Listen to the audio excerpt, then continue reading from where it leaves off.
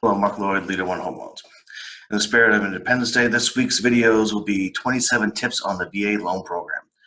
Buying a home using your VA loan benefits can be one of the most exciting transactions you'll ever make, but it can certainly come with moments of frustration and uncertainty. Maybe that's not entirely unsurprising when you're talking about a six-figure purchase. The highs and lows of the home buying process are often amplified for first-time home buyers. There's a whole new language littered with strange acronyms like GFE, Good Faith Estimate, APR, annual percentage rate, and MPR, minimum property requirements.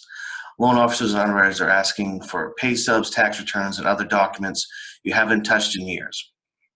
And there's a joy and sense of accomplishment when a seller accepts your offer that's tough to find outside the world of home buying.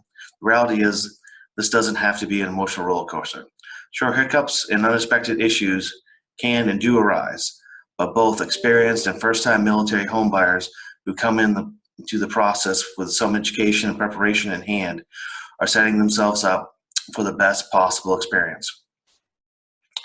Here's a look at 27 VA loan tips to help VA homebuyers get the most from their hard-earned benefits. Number one, start without a COE. You don't need to have your VA certificate eligibility to start the VA loan process. It's common for lenders to get this document for you a little later down the road. By all means, you can certainly obtain yours if you're concerned about your entitlement amount or just feel better having proof of your benefit. Using the VA's e-benefits portal is typically the quickest way when possible. But don't let the absence of your COE stop you from contacting a VA-approved lender to start the pre-qualification and pre-approval process. In fact, we are able to get it for you.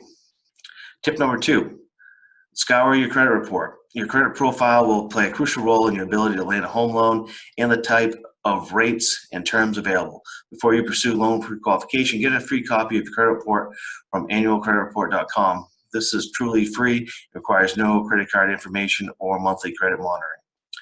Examine it with an eagle eye for errors, which can be anything from accounts that aren't yours to reporting errors regarding late payments. About a quarter of all credit reports contain errors, serious enough to derail a home loan, according to the U.S. Public Interest Research Group. Tip number three, your credit score isn't your credit score. Your free credit report will not contain your credit score. This is something you have to pay to see, and as far as mortgages go, it's often best not to waste your money. That's because lenders see different scores than consumers, and they use a formula weighed especially for mortgage lending. What your loan specialist pulls can and often does look different from the consumer score you shelled out money to see. The only way to really know where you stand is to have your lender pull your credit. Tip number four, job gaps are a problem. Lenders ideally want to see you've had your job for at least 2 years. That's not always feasible, especially for veterans who recently separated from the military. So it's possible to have fewer than 2 years and still secure financing, but it will require a closer look by your loan specialist. They'll want to see continuity between your previous work, education, MLS, or experience and your current employment. But even if there's continuity, if there was a gap of unemployment, you'll likely need to wait until you've been back to work for a certain number of months. The length can vary by lender and often corresponds to the duration of your job gap.